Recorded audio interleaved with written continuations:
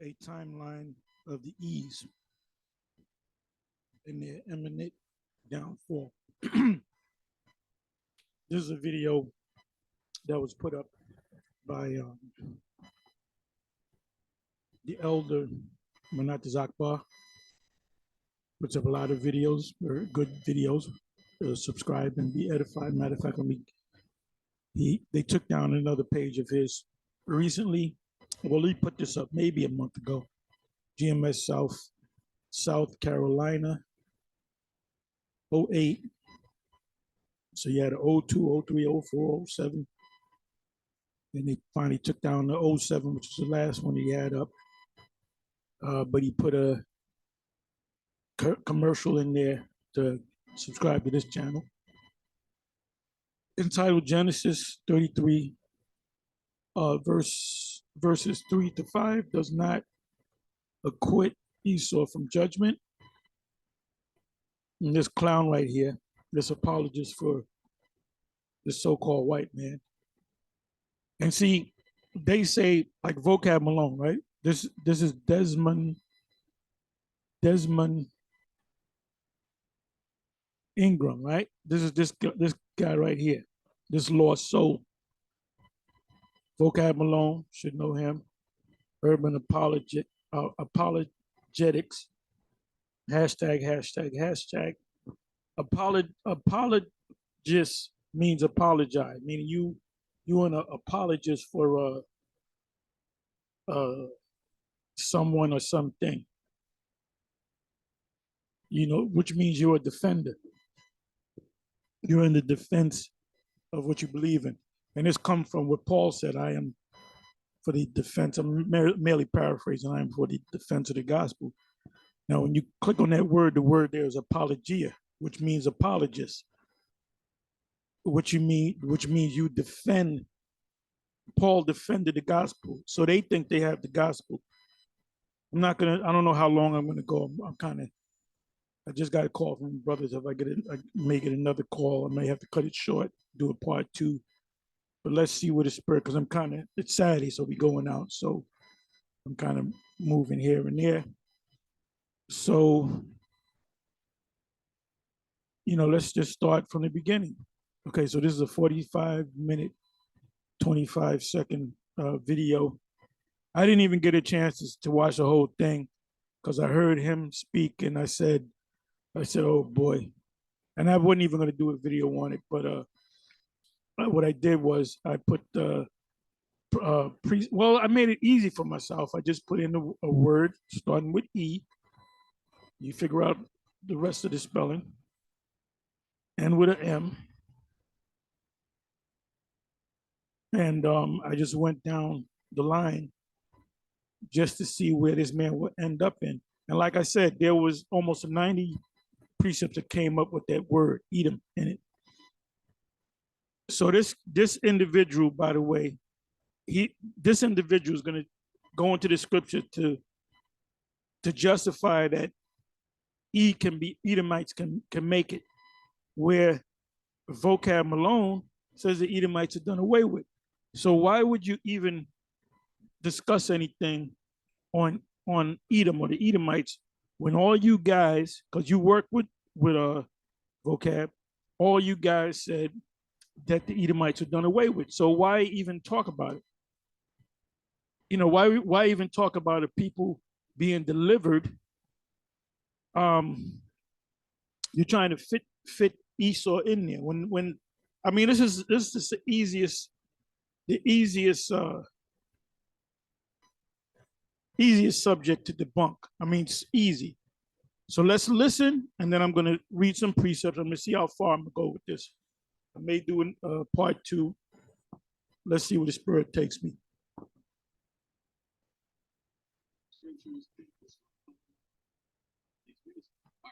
Genesis 33, verse 3, verse 5, it says this. It's from Esau and Jacob. He himself went on. He knows who Esau is. They pretend, like vocab would say, oh, David was ready. He was ready. So basically, vocab is saying, if Esau when Esau was on the scene, he's a brown skinned man, or he was red, but David was also red. So it was like David the Edomite.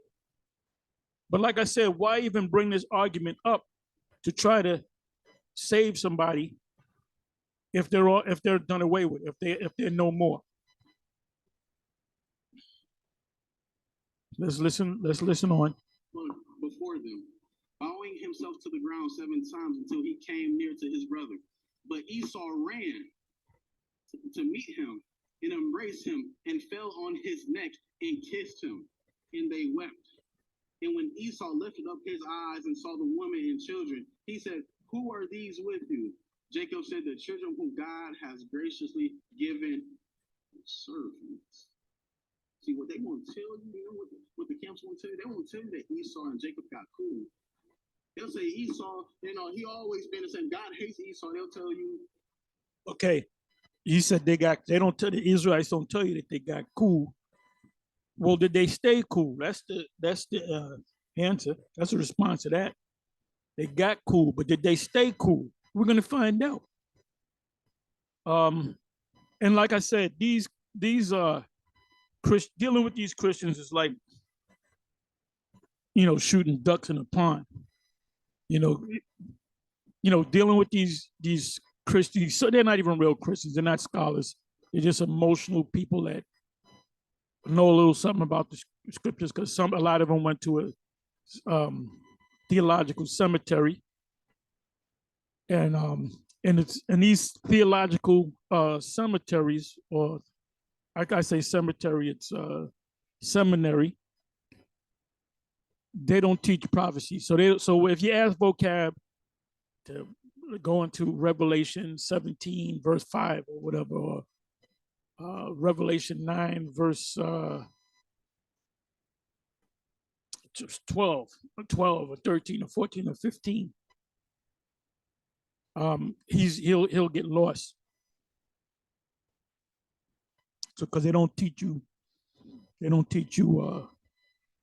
prophetic, they don't give you the understanding or the break down the hermeneutics of these prophetic scriptures. So they're real easy. They're like whack-a-moles. You know what a whack-a-mole is, right? Whack-a-mole. They put their head up and you knock it back down with that mallet.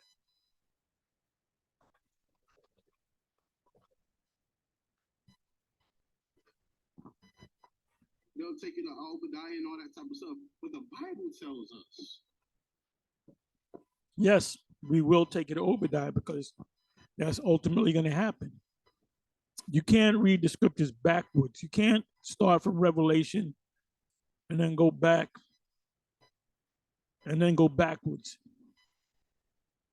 What he's reading from is Genesis 33, 3-5. He just mentioned Obadiah, and he said that's what they'll take you, of course, because they were cool at that time. But when you jump to Obadiah, it tells you what's going to happen to the Edomites, pursuant to the power of the Most High. Whether Jake, now let's say Jake still loved, that's my brother, and I really love him. Well, the Most High is going to destroy him anyway, whether you love him or not. So let's listen to a little bit more. The Bible tells us no. Jacob and Esau became cool. Israel and Esau became cool. That reconciliation was there. So here we go with another video. All right, getting right into the lesson. All praise to Yahweh, Bahashem, Yahweh Shai. I'll let this continue to play. The young elder will pretty much hit a lot of precepts that I might hit. Well, there's certain precepts that come to mind. So what I did was, let me do this. And even the Zandervan dictionary tells you that there's a great future judgment, that the Most High will ultimately not have mercy on Esau and that there's a great future judgment on him.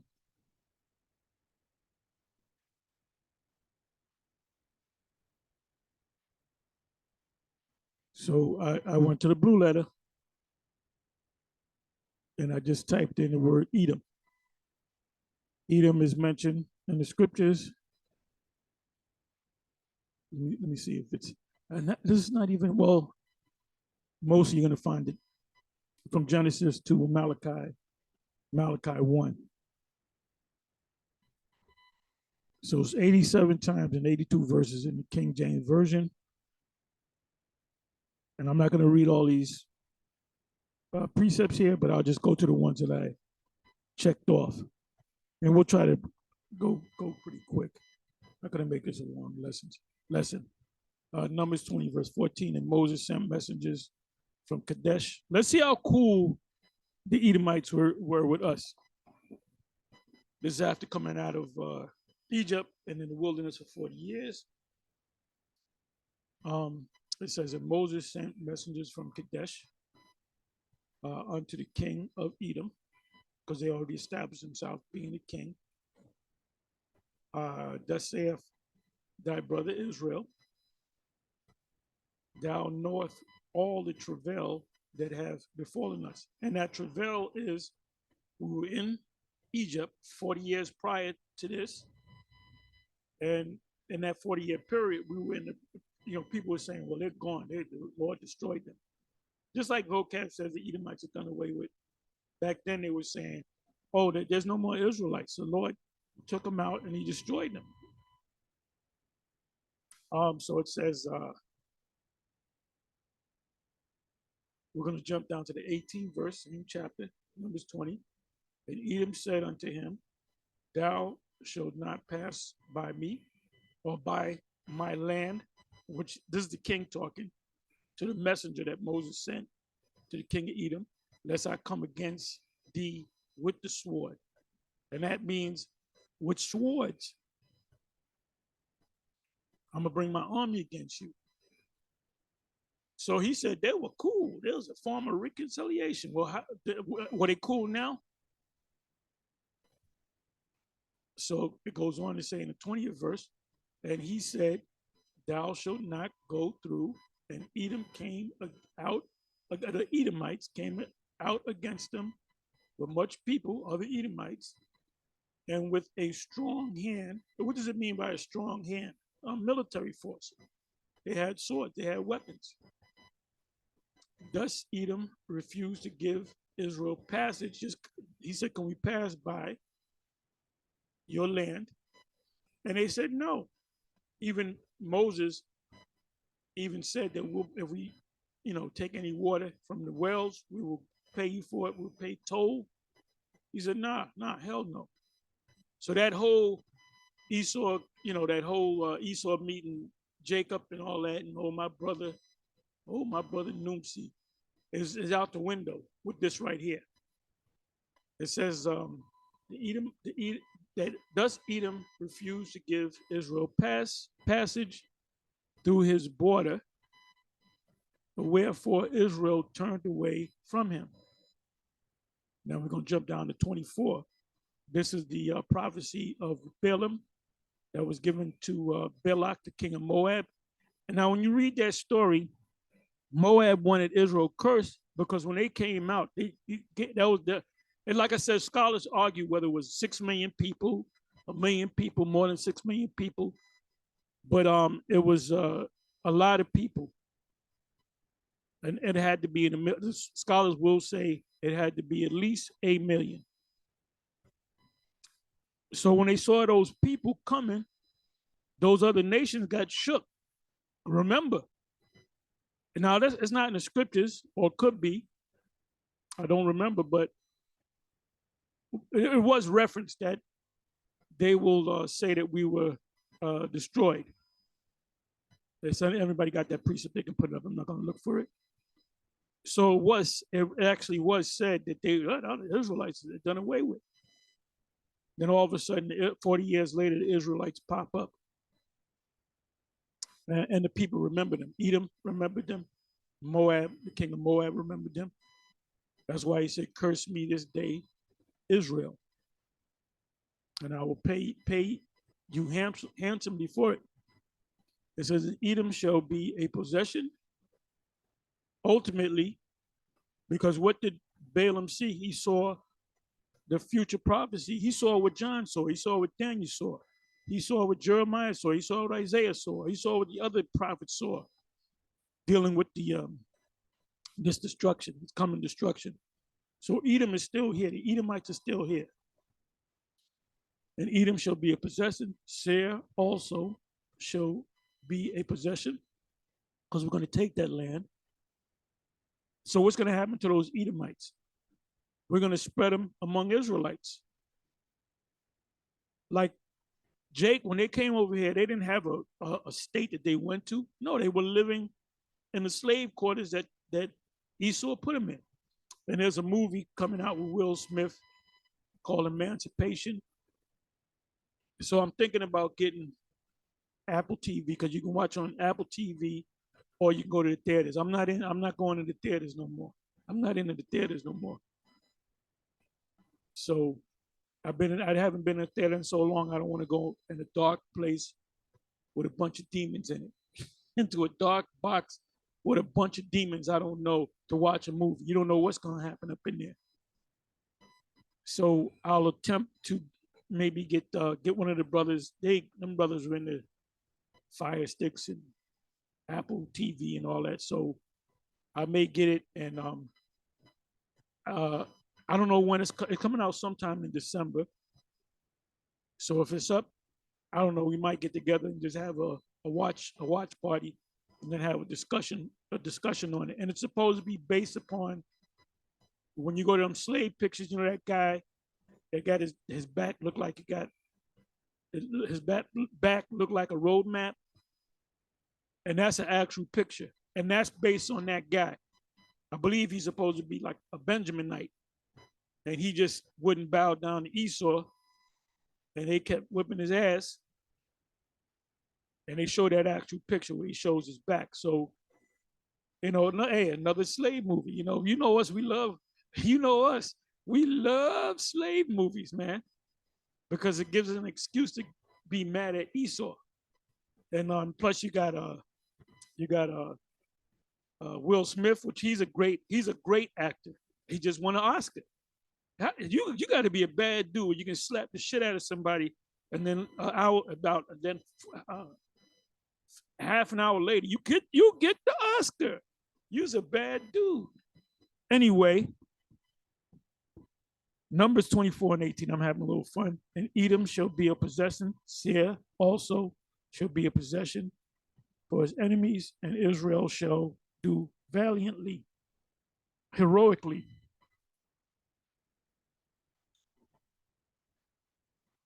So this is the timeline of E. The Joshua 15:1.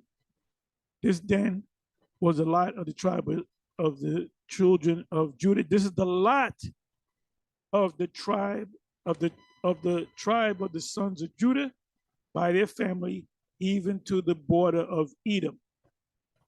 The wilderness. The first people that they encountered was the Edomites, because they were right next to the wilderness. They were north of the wilderness. And ultimately, we're gonna when the house of David is reestablished, we're gonna possess Edom, meaning we're gonna possess their land. Like I said, they're gonna be scattered. They're gonna be slaves. And after, we say 1,000 years, we're gonna gather them up, and we're gonna get rid of them. We're gonna burn them up. Our wilderness of Zin, Southwood was the utmost part of the south coast.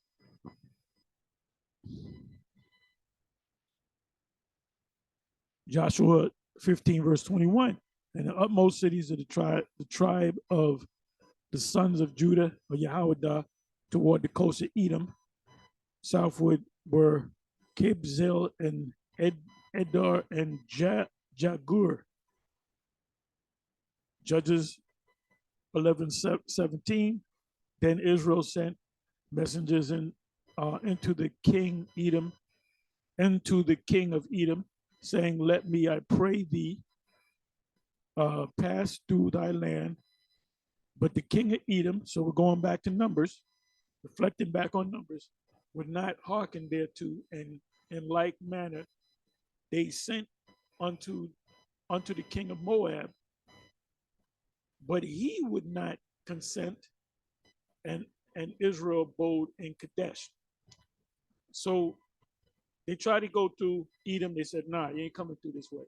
Then they went to Moab. Nah, you ain't coming. There's no Moab. The Moabites and the Ammonites were north of Edom. So that's why you have that list of enemies in Psalms 83.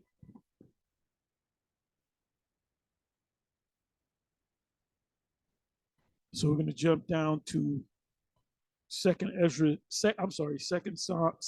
Samuel 8, verse 14. And he put garrisons. Ultimately, when the Most High established the first King Saul, then the second king, which is the established king of Israel on the earth, physical king. And he put garrisons in Edom, throughout all Edom, put he garrisons. Another way of saying garrisons is precincts. They put walls around it. They put them in camps and camped about them. And they had them work and they go back to their camps, which you have concentration camps. And see now, like if you live in the city, New York, the 5 boroughs of New York, there's precincts. So there's no wall there, but there's like an invisible wall. You have this precinct, and you got the next jurisdiction, which is another precinct. There's different precincts. It says, and he put garrisons in Edom. And let me try something. Let me do it this way.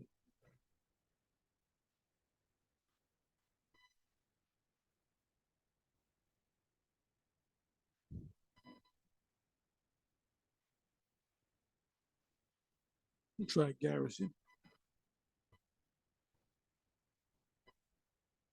Okay, so you see garrison 13 times. In Damascus, 2 Corinthians 11, verse 32, in Damascus, the governor under Aritz, the king, kept the city of the Damascenes with a garrison desirous to apprehend me. That's a precinct. Let's see if it's in the Apocrypha. I'm almost positive it is. Let's see. Let's find out. Yep. I knew it was in the book of Maccabees. I just wasn't sure. And that's there 10 times. So the king took Beth Sur and set a garrison there to keep it. First Maccabees 6, verse 50, First Maccabees 9, verse 51. And in them, as he set a garrison that they might work malice upon Israel. So we put them in garrisons, they put us in garrisons. Let me come over here. Let me go into the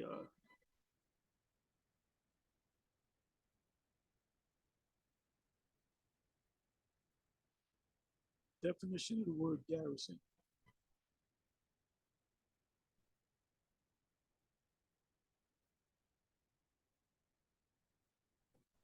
A troop stationed in a forest or town to defend it. So a modern garrison will be a police precinct. Another word is jurisdiction. You go through a red light in New York, you go to New Jersey, New York NYPD can't call the police in Jersey and say, look, this guy went through a red light in New York, pull him over and give him a ticket. As soon as it goes into court, they're going to say, the officer got to come in and they're going to say, well, wait a minute, you're a Jersey officer. They're going to have to throw the case out because it's a thing of jurisdiction. That's why it says, what is that? Well, you got to read the 13th Amendment and the 14th Amendment. I believe it's the 13th Amendment.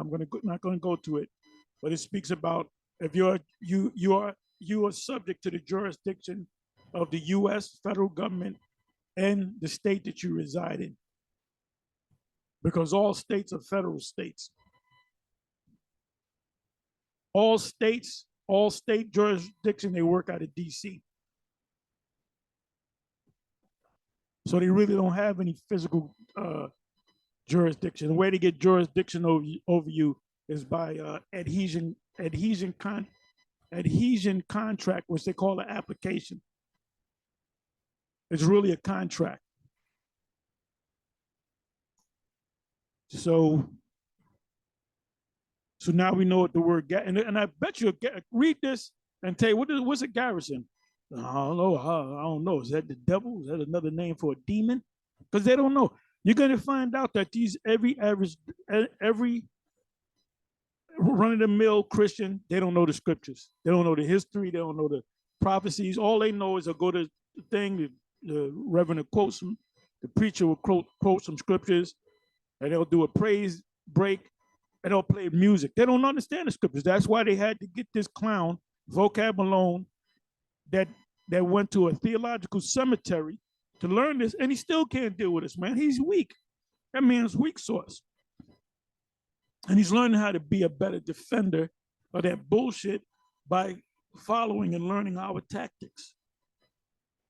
Okay, so 1 Kings 11, verse 14, and Yahweh stirred up an adversary unto Solomon. Hadad, the Edomite, he was a king's seed in Edom. Now, you know what I'm going to do? I'm going to stop right here. Like I said, I may do a part 2 of this, but we'll be talking about this today. We'll be going into Edom and how we're going to kick their asses in the future. And the Gentiles, what the Gentiles mean. We're going to go into that because this is always, brought up. Anyway, let me click on this. And back then, you got Edom, you got Israelites that look like other nations because we popped their women. Moses said, "Get the Midianites, kill the men, kill the women that are married, kill the boys." I believe it said kill the boys and save the little girls. Why did they save the little girls? So they can make them concubines. So I'm here at 1 Kings 11:14. I just read 14. It says the 15th verse, "For it came to pass when David was in Edom, and Joab, the captain of the host, was gone up to bury the slain, after he had smitten every male in Edom." It says, "For 6 months did Joab or Yahweh remain there with all Israel until with the military until he had cut off every male in Edom." You notice it specified male because they saved the women, because they took the women and they popped them and they made them their concubines. It says that Hadad fled, he and certain Edomites. So it wasn't just him, it was other Edomites. We don't know if it was 200, we don't know if it was 1,000, a couple thousand, but there were some Edomites that escaped of his Edomites, certain Edomites of his father's servants with him to go into Egypt, Hadad being yet a little child. And now when you read the rest of the story, he met with he received refuge from the king of Pharaoh, the king Pharaoh of Egypt. And Pharaoh, I guess back then, it was like a thing to get with an Edomite to make your kid lighter. So they had a problem with that because this particular king, this particular Pharaoh, he allowed this young Edomite to get with the wife of this Pharaoh's sister, and they had at least one child. So you got, and you know, Esau, he put the seed all over the place too. So you got a handful of Hamites that are actually Edomites. Anyway, with that, I'm gonna say shalom. Like I said, I may do a part 2 of this because this is a big, vast subject. So last scripture that we read was 1 Kings 11 verse 14. With that, I'm gonna say shalom.